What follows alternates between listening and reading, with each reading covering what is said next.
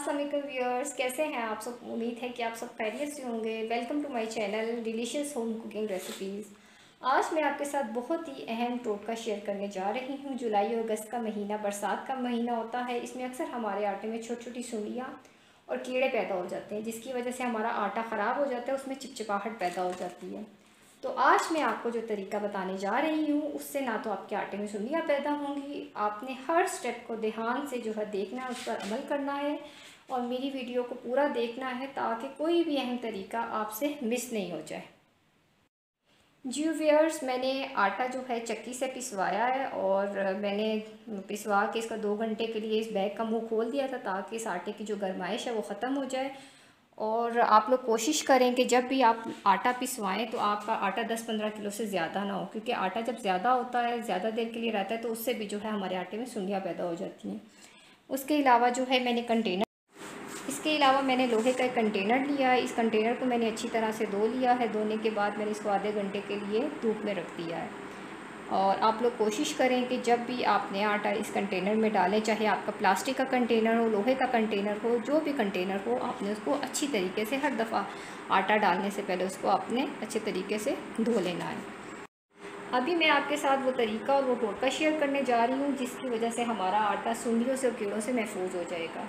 सबसे पहले हमने ये करना है कि हमने आटा यहाँ से ले लेना है और 1/4 जो है इसको भर लेना है। इस आटे को इसके अंदर हमने डाल देना है। कंटेनर में मैंने 1/4 हिस्सा आटे का डाल दिया है। अभी इसके अंदर हम तेज़पात के कुछ पत्ते हैं, इन पत्तों को हम इस कंटेनर में इस आटे के ऊपर फैला देंगे।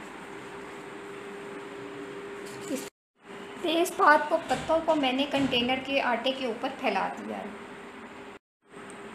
अभी हम मज़ीद कुछ आटा इसके ऊपर डाल देंगे और इतना हम आटा डालेंगे जितना हमने पहले आटा डाला था, तकरीबन उतना ही, उसी क्वांटिटी में आपने आटे को डालना है।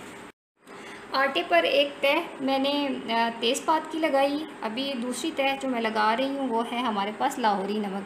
यह नमक हर जगह पे जो है वो मिल जाता है। इस दलियों को आपने इस तरह से आटे के अंदर डाल देना है।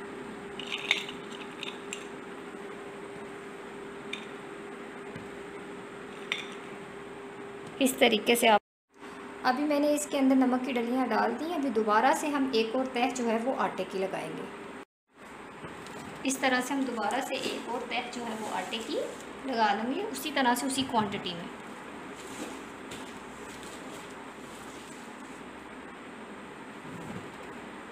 कंटेनर में मैंने आटा डाल दिया। अभी दोबारा से हम तेज़पात की एक और तह लगाएंगे।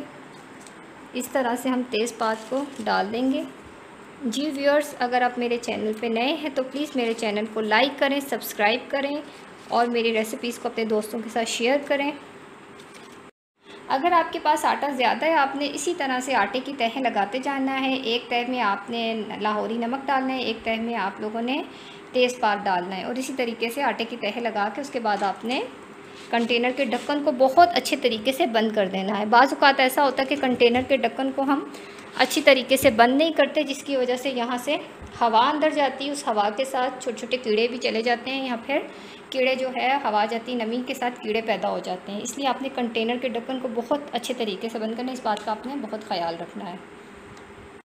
जब भी आपने आटा निकालना होगा गूंदने के लिए, आपने छाननी से अच्छे तरीके से इसको छान लेना है। छानने के बाद इसको गूंद लेना है। जी व्यूअर्स, अपना बहुत ज़्यादा ख्याल रखिए। उम्मीद है कि आपको मेरी ये वीडियो पसंद आई होगी।